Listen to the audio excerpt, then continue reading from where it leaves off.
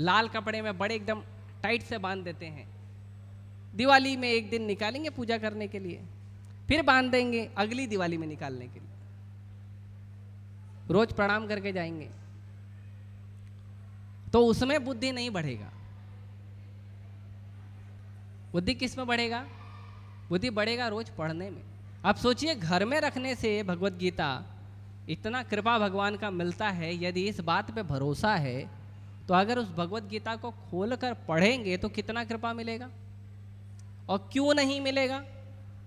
और साक्षात भगवान से जब आप बात कर रहे हैं तो क्यों नहीं मिलेगा। कई बार लोग बोलते हैं हमको भगवान से बात करनी है, करिए, नहीं आप कराओ, बात कराओ, टेलीफोन लगा के दो, तो हम दे देते, हरे कृष्णा जप करो, यही टेलीफोन नंबर है। क्या नंबर है भगवान को कांटेक्ट करने का? हरे कृष्णा कृष्णा कृष्णा हरे हरे, हरे राम राम राम हरे। आजकल का जो मोबाइल नंबर चल रहा है, तो इंसान को कॉल करने का नंबर होता है, अगर टेलीफोन नंबर देखेंगे तो 7-8 नंबर होते हैं, मोबाइल 10 नंबर का होता है। भगवान का जो कांटेक्ट नंबर है वो 16 नंबर का है। भगवान है ना, ज्यादा रहेगा। तो भगवान को कांटेक्ट कर सकते हैं आप हरे कृष्ण मंत्र जप करके, डायरेक्ट कांटेक्ट होता है। और भगवत गीता पढ़िए। भगवत गीता क्या है? भगवान के शब्द हैं। भगवान से बात करना है ना, भगवत गीता खोलिए और पढ़िए, भगवान बात करेंगे आपसे इसी गीता के माध्यम से। आपके मन में जितनी शंका, जितना संशय, जितना दुविधा होगा, आप भगवत गीता रोज पढ़िए, धीरे धीरे गायब हो जाएगा सब।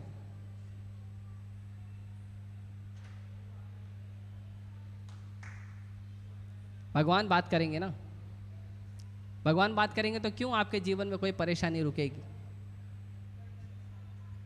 और खास करके जब आप भगवत गीता पढ़ेंगे, भगवान के शब्दों को, वो भी भगवान के भक्तों ने जब भगवान के शब्दों का मंतव्य बताया है, भाव बताया है, तब तो कहना ही क्या। और प्रभुपाद जी ने भगवत गीता को इतने सुंदर तरीके से, इतने सुंदर प्रकार से प्रभुपाद जी ने भगवत गीता को लिखा है कि जो भगवान भगवत गीता में कह रहे हैं संस्कृत में, अनुवाद में भी नहीं समझ में आया तो हमारी भाषा में प्रभुपाद जी ने तात्पर्य करके दिया है कि आप समझ में आ जाएगा। जैसे आज का श्लोक, अभी भगवान बोल रहे हैं सांख्य योग और कर्म योग, है ना। तो कर्म योग नाम के 2 अध्याय हैं भगवत गीता में। पहला है 3रा अध्याय, 3रे अध्याय में कर्म योग है, और फिर 5वें अध्याय में कर्म योग है। तो 3रा अध्याय में कर्म योग है, 5वें अध्याय में है कृष्ण भावना मृत में कर्म। क्या भक्ति का क्या कर्म है। इसीलिए शुरुआत ही भगवान कर रहे हैं भक्ति के कर्म से। एक है साधारण कर्म, आपने कर्म किया, भगवान को जो कर्म का रिजल्ट आया भगवान को आपने सेवा में लगा दिया, एक ये है। दूसरा है कि भगवान की सेवा ही करना, उसी को कर्म समझ के करना। तो 3रा श्लोक में भगवान कहते हैं कि अपने कर्म को भगवान को अर्पण कर रहे हैं हम, मतलब कर्म हमने किया और हमारे कर्म से हमारे पास जो भी आया, जो भी हमने प्राप्त किया, वो भगवान की सेवा में लगा दिया। ये एक हो गया। लेकिन दूसरा जो भक्तिमय कर्म है वो करेंगे तो उसमें ज़्यादा बेनिफिट है। क्यों? क्योंकि जब हम कर्म कर रहे हैं और कर्म करके जो हमारे पास कर्म का रिटर्न आया है वो भगवान को सेवा में लगाते हैं, उसमें हो सकता है कि हम 100% सेवा में पूरा नहीं लगा पाए। कितना लगाएंगे वो तो जेब से निकालते समय पता चल जाता है। लेकिन भक्तिमय कर्म इतना सुंदर है कि आपने जो भी भगवान की सेवा किया सब 100% है। आपने भगवान को फूल चढ़ाया, 100% सेवा हो गई। भगवान को भोग लगाया, 100% सेवा हो गई। भगवान का श्रृंगार किया, 100% सेवा हो गई। मंदिर मार्जन किया, 100% सेवा हो गई। हर सेवा में पूर्णता है। तो ये जो चौथा अध्याय है, सॉरी, ये जो चौथा श्लोक है, इसमें बता रहे हैं जो सांख्य योग है, जो भगवान कपिल देव ने श्रीमद् भागवतम के 3 स्कंद में बताया है, सांख्य योग, जिसमें पता किया है कि भगवान ये इस जो जगत है, जगत की आत्मा कौन है। ये जो ब्रह्मांड है इसका आत्मा है। जैसा हमारा शरीर है, तो हमारा शरीर है, तो हमारा शरीर ऐसे ही नहीं चल रहा है। ये जो शरीर है, धरती, अग्नि, जल, वायु, आकाश, मन, बुद्धि, अहंकार, ये जो हमारे 2 शरीर हैं, ये शरीर चल रहे हैं क्योंकि शरीर में आत्मा है। हम शरीर नहीं है, हम आत्मा है। हमने शरीर धारण किया है, हमने शरीर स्वीकार किया है। जैसे मैंने ये कपड़ा पहना है, मैंने ये कपड़ा पहना, मैं कपड़ा नहीं हूं। आप बाहर से क्या देख रहे हो? कपड़े को देख रहे हो, मुझे नहीं देख रहे हो। लेकिन मैं ये कपड़ा नहीं हूं, मैंने कपड़ा धारण किया है, कपड़ा पहना है। उसी प्रकार हम शरीर नहीं है, हम हैं आत्मा, भगवान के अंश, भगवान के सेवक। और हमने शरीर धारण किया है। हमारे कर्म के अनुसार, हमारी चेतना के अनुसार हमें शरीर दिया गया है। इसीलिए सबका शरीर अलग अलग है। कोई गोरा है, कोई काला है, कोई भूरा है, कोई छोटा है, कोई लंबा है, कोई मोटा है, कोई पतला है। सबका अलग अलग स्वभाव है, सबका चेहरे का डिज़ाइन अलग अलग है। तो क्यों अलग अलग है? क्योंकि सबके कर्म अलग अलग हैं, सबकी चेतना अलग अलग है।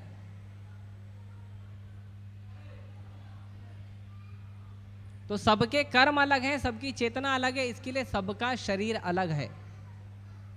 कोई घुंघराले बाल वाला है, कोई सीधे बाल वाला है, कोई मेरी तरह थोड़ा सा पहले ही बाल निकल गया है ना। तो सबका अलग अलग कर्म है, उसके अनुसार सबको शरीर मिला है। हम शरीर नहीं है, हम आत्मा है, भगवान के अंश हैं, भगवान के सेवक हैं। तो जैसे हम इस शरीर में आत्मा हैं, वैसे ही ये जो ब्रह्मांड है, यूनिवर्स है, इस ब्रह्मांड, ये जो ब्रह्मांड है, ये भी अपने आप नहीं चल रहा। कई बार साइंटिस्ट लोग, बहुत सारे वैज्ञानिक लोग हैं, बहुत मेहनत करते हैं बेचारे, दिन रात लगे रहते हैं। थोड़ा सा केमिकल लेंगे, उस पर वर्षों बैठ के रिसर्च करते रहेंगे। थोड़ा सा मिट्टी कहीं से मिल जाएगा, थोड़ा सा कहीं से हड्डी कंकाल मिल जाएगा, उस पर बैठ के रिसर्च करते रहेंगे। परसों करते रहते हैं, बहुत मेहनत करते हैं। अभी तक पता नहीं कर पाए परम भगवान कौन है। अभी तक पता नहीं कर पाए ये पृथ्वी अपने आप कैसे चल रही है। ये पृथ्वी में इतने सारे जो परिवर्तन हो रहे हैं, इस परिवर्तन के पीछे कारण कौन है? ऐसा तो बहुत मेहनत कर रहे हैं, हम उनका गुणगान भी करते हैं, स्कूल कॉलेज में तो बहुत गुणगान करते हैं। भक्ति में आने के बाद पता चलता है असली गुणगान भगवान और भगवान के भक्तों का होना चाहिए।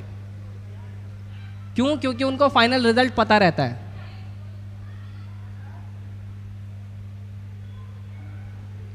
तो बहुत मेहनत करने के बाद भी वैज्ञानिकों को ये नहीं पता है कि ये ब्रह्मांड, इस ब्रह्मांड में जो अलग अलग ग्रह हैं कैसे काम कर रहे हैं।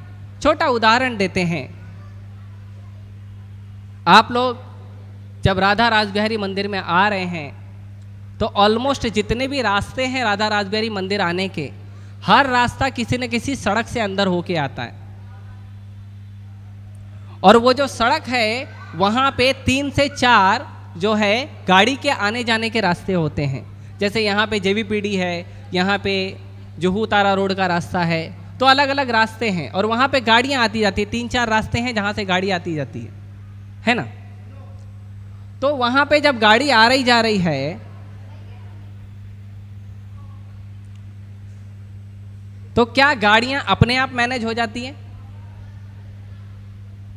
जितनी भी गाड़ी आ रही है जा रही है क्या अपने आप मैनेज हो जाती है? कई बार जाम लग जाता है। तो जब जाम लग जाता है तो ट्रैफिक पुलिस का जरूरत पड़ता है कि नहीं? एक आदमी का जरूरत पड़ता है ना ट्रैफिक क्लियर करने को। और जब ज़्यादा जाम लगता है तो 5-6 ट्रैफिक पुलिस आ जाती है।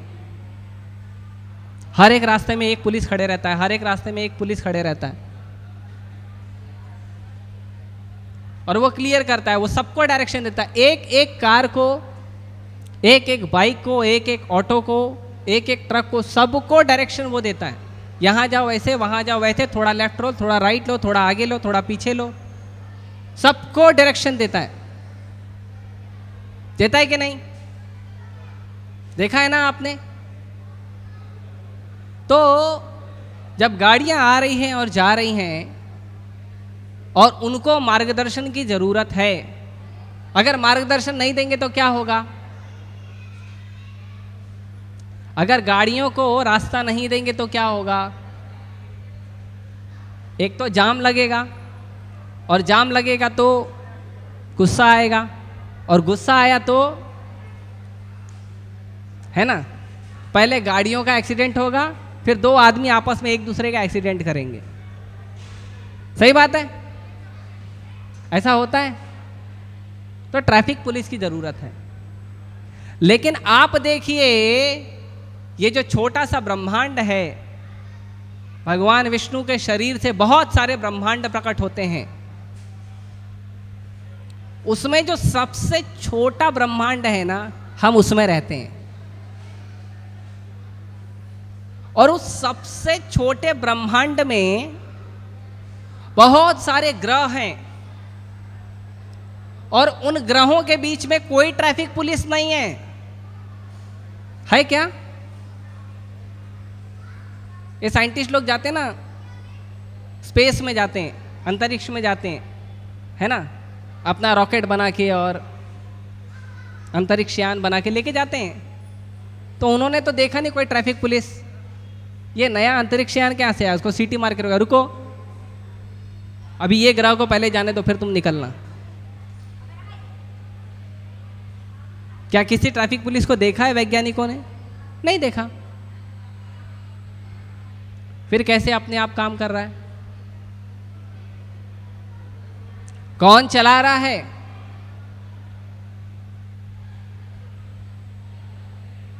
जैसे हम गाड़ी में बैठते हैं तो 10 की, 20 की, 40 की, 50 की, 60 की स्पीड से गाड़ी चलती है ना। 80-90 हो गया तो थोड़ा डर लगने लगता है गाड़ी के अंदर। आप सोचिए, ये पृथ्वी जो है वो 1,65,000 किलोमीटर पर आवर की स्पीड से चलती है। कितने लोग डर रहे हैं?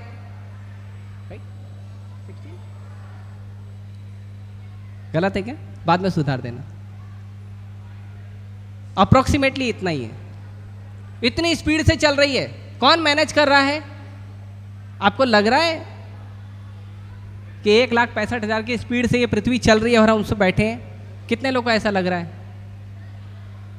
नहीं लग रहा है, एकदम रिलैक्स है। छोटे छोटे बच्चे क्या खेल रहे हैं? कौन मैनेज कर रहा है? Who is in charge?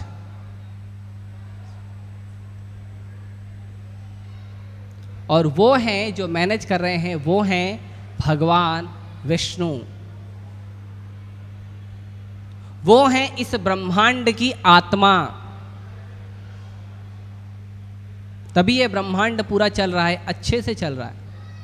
एक एक चीज अच्छे से चल रही है। क्यों? भगवान मैनेज कर रहे हैं। तो सांख्य योग में यही होता है, बहुत डिटेल में, बहुत जो विश्लेषणात्मक, डिटेल अंडरस्टैंडिंग, एनालिटिकल अंडरस्टैंडिंग। तो बहुत डिटेल में ये समझा जाता है कि ये जो ब्रह्मांड की आत्मा कौन है, ये विश्व की आत्मा कौन है, तो वो पता चलता है वो है भगवान विष्णु। और जो कर्म योग है, भक्ति योग, जो कृष्ण भावनामृत में जो कर्म है, उसमें क्या किया जाता है, उसमें ये अंडरस्टैंडिंग है कि वही भगवान कृष्ण, वही भगवान विष्णु की हमको सेवा करना है। तो एक तो ये हो गया पता करना कि भगवान कौन है, और दूसरा उसी भगवान की सेवा कर रहे हैं। तो दोनों एक हुआ क्या अलग अलग हुआ? एक ही है ना, दोनों का लक्ष्य एक ही है ना, भगवान को प्राप्त करना। एक ढूंढ ढूंढ के पता कर रहे हैं, और दूसरा सेवा करके भगवान को जान रहे हैं। दोनों एक ही है। उदाहरण बहुत सुंदर प्रभुपाद जी ने दिया है।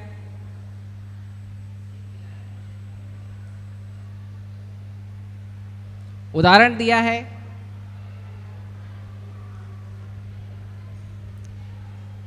एक विधि से वृक्ष की जड़ खोजी जाती है। जैसे आप लोगों ने कभी न कभी पेड़ में या पौधे में थोड़ा पानी डाला होगा, नहीं कुछ तो आप तुलसी माता को तो पानी डाल ही देते हैं। तो जो जड़ होती है, एक तो है पेड़ की, पौधे की जड़ ढूंढना, कहाँ पे जड़ है, कहाँ पे उसको भोजन की आवश्यकता है, एक तो ढूंढना। और दूसरा है उस जड़ को पोषण देना। तो दोनों एक ही है, जड़ ढूंढोगे तो पोषण करोगे, और डायरेक्टली आप जड़ में पानी डालोगे तो भी पोषण हो जाएगा। तो दोनों एक ही है। और एक एग्जाम्पल, नया एग्जाम्पल लेते हैं। जैसे मान लो किसी को कोई बीमारी हुई है, तो पैथोलॉजी लैब में जाते हैं, डॉक्टर चेक करते हैं, बहुत सारे टेस्ट होते हैं, तो पता क्या किया जाता है, बीमारी क्या है, कहाँ बीमारी है, और दूसरा उसी बीमारी का इलाज करना है। तो एक तो ये है बीमारी के लिए टेस्ट करो, पता करो बीमारी कहाँ पे है, कौन सी बीमारी है,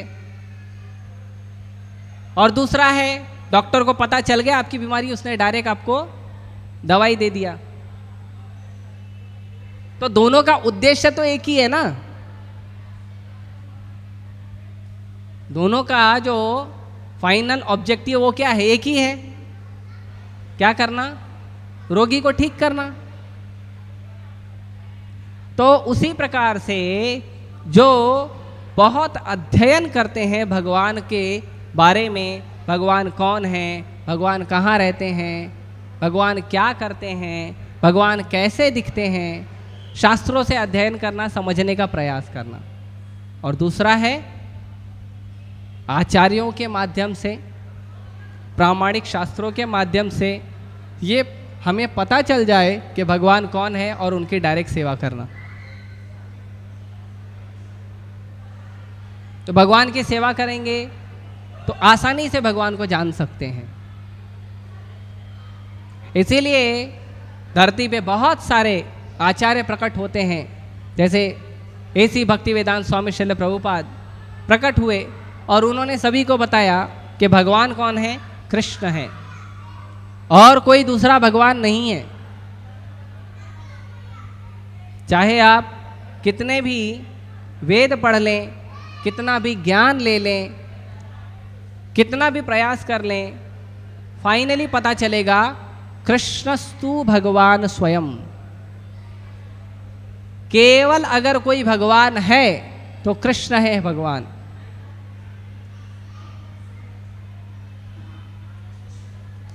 किसी भी देवी देवताओं से, जैसे कई बार होता है कि हम इस देवी की पूजा करते हैं, हम इस देवता की पूजा करते हैं, है ना, हम इस देवता को मानते हैं।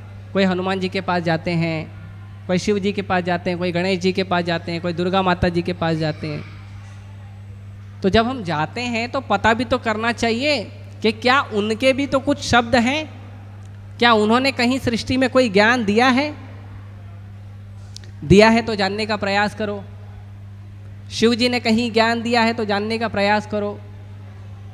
शिव जी क्या कहते हैं भगवान के बारे में, भगवान कौन है? तो शिव जी कहते हैं कृष्ण परम भगवान है।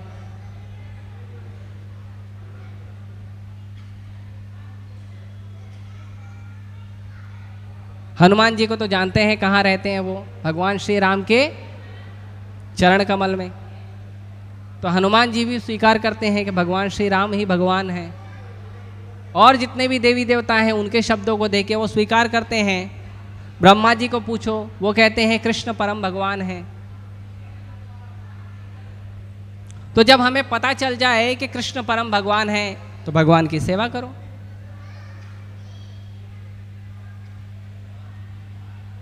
भगवान की सेवा करो डायरेक्ट। जैसे छोटा बच्चा है, जब छोटा बच्चा स्कूल में नहीं गया रहता है, जब इसको नहीं सिखाया जाता है this is eyes, this is year, ऐसे सिखाते हैं ना, this is hand, this is leg, ऐसे सिखाते हैं।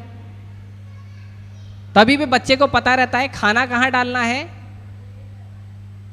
पेट में। सही बात है।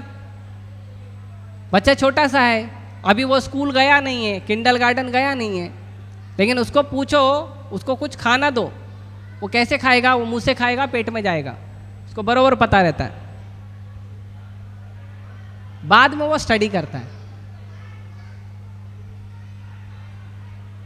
स्टडी पहले नहीं करता, स्टडी बाद में करता है।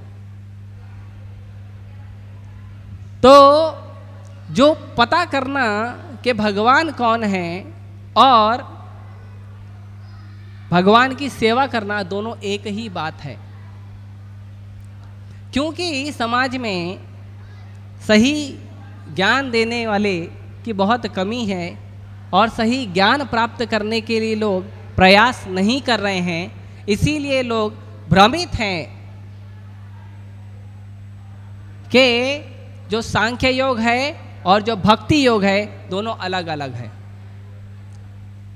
भगवान को जानने के लिए जो रिसर्च करना है वो अलग है और भगवान की भक्ति करने के लिए जो सेवा की जाती है वो अलग है।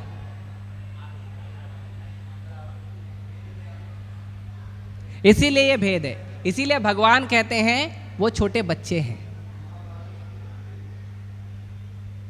अबोध बालक है। छोटे बच्चों को ज्यादा पता नहीं रहता है, जितना समझाओ तो उतना पता रहता है। तो जो लोग भगवान की भक्ति को नहीं मानते हैं और बाकी बहुत सारे अलग अलग प्रकार के तरीके जानते हैं भगवान तक पहुंचने का, वो लोग छोटे बच्चे हैं। मैच्योर कौन है, परिपक्व कौन है? भगवान का भक्त। वो जानता है कृष्ण परम भगवान है और वो सेवा करता है कृष्ण की। वो इंटेलिजेंट है। इसीलिए शास्त्रों में कहा गया है कृष्ण भक्त बड़ो चतुर। असली में अगर कोई इंटेलिजेंट है तो वो कौन है? भगवान कृष्ण का भक्त है। अभी आप बोलोगे प्रभु जी क्या बोल रहे हो आप? मैं थोड़ी बोल रहा हूं, भगवान बोल रहे हैं भगवत गीता में।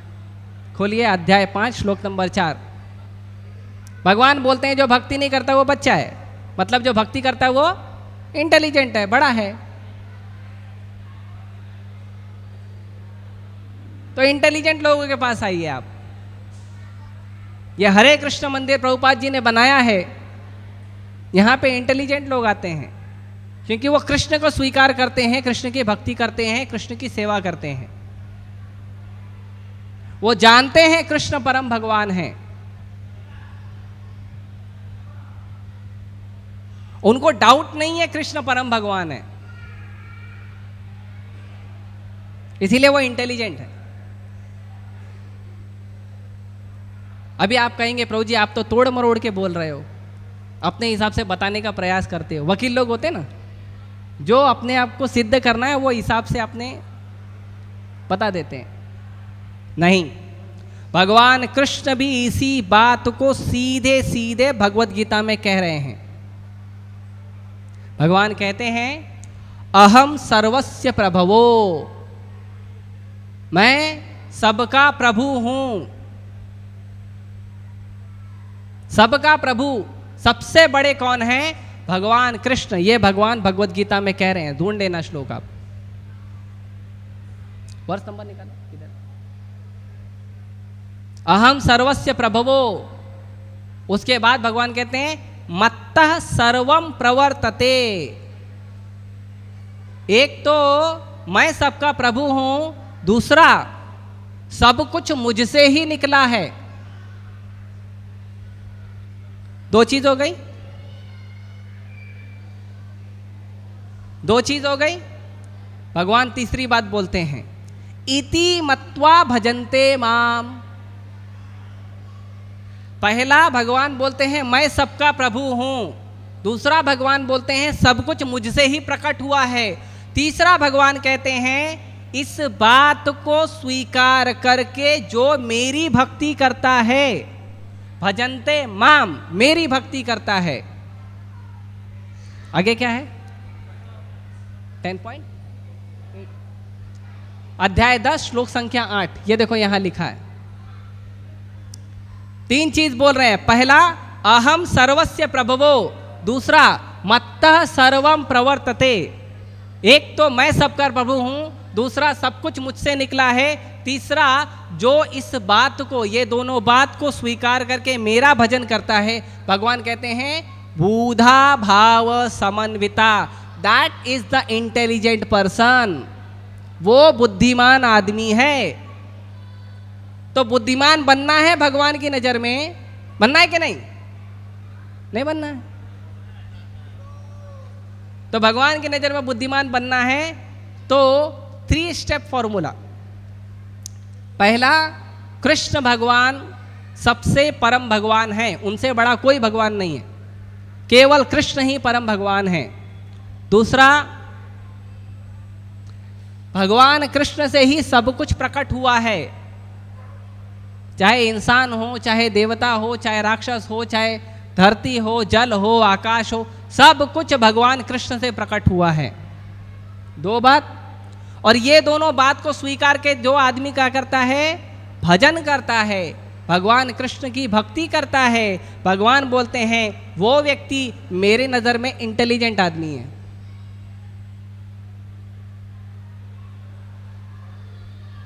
यही श्लोक है, देखो प्रूफ कर दिया। तो भगवान भी यही कहते हैं कि जो भगवान की भक्ति करता है वो इंटेलिजेंट है। भक्ति कैसे करना है? बड़ा आसान है। 4 चीज प्रभुपाद जी ने बताया है भक्ति करने के लिए, ABCD, है ना? स्कूल में जाते हैं, किंडल गार्डन में जाते हैं तो सिखाते हैं ना ABCD। तो हम भी ABCD सीखेंगे भक्ति का। तो भक्ति का ABCD क्या है? A का मतलब होता है एसोसिएशन, भक्तों का संग करिए। ऐसे इंटेलिजेंट लोगों का संग करिए जिनको कृष्ण इंटेलिजेंट समझते हैं, जिनको भगवान इंटेलिजेंट समझते हैं उनका संग करिए, भक्तों का संग करिए। B, ये इंटेलिजेंट लोग जो बुक पढ़ते हैं।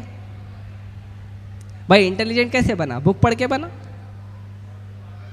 तो ये इंटेलिजेंट लोग कौन सी बुक पढ़ते हैं? वो बुक पढ़िए, श्रीमद् भगवत गीता यथारूप पढ़ते हैं। भगवत गीता के बाद यथारूप शब्द भी ढूंढना चाहिए हिंदी में, इंग्लिश में एज इट इज शब्द ढूंढना है, मराठी में जशी आहे तशी, गुजराती में तेना मूल रूपे।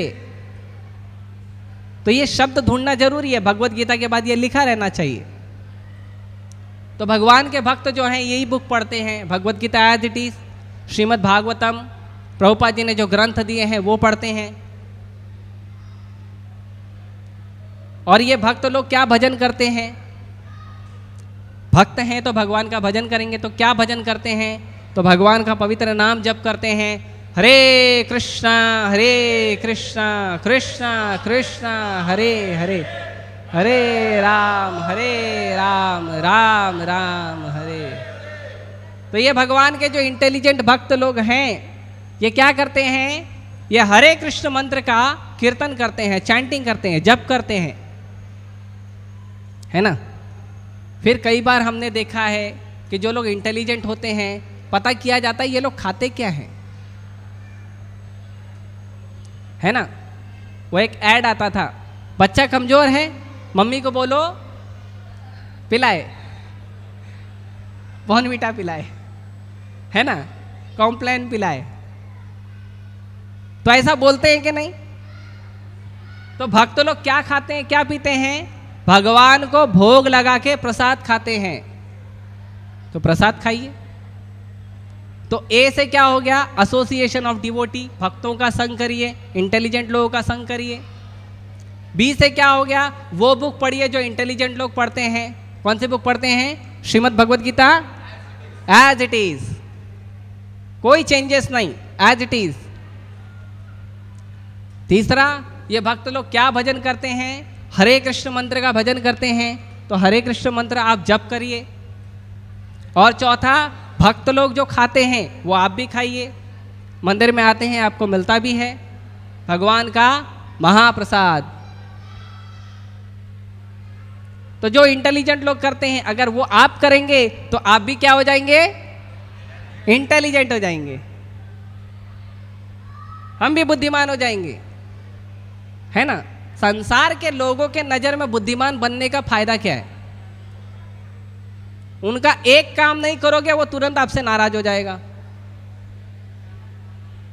आपको पता है संसार के लोगों में और कृष्ण में क्या खासियत है। संसार के लोगों का आप 99 काम अच्छा करो, एक काम खराब करो तो वो आपको दोषी मानते हैं। और कृष्ण के पास केवल एक काम अच्छा करो तो कृष्ण को प्रिय हो जाते हैं।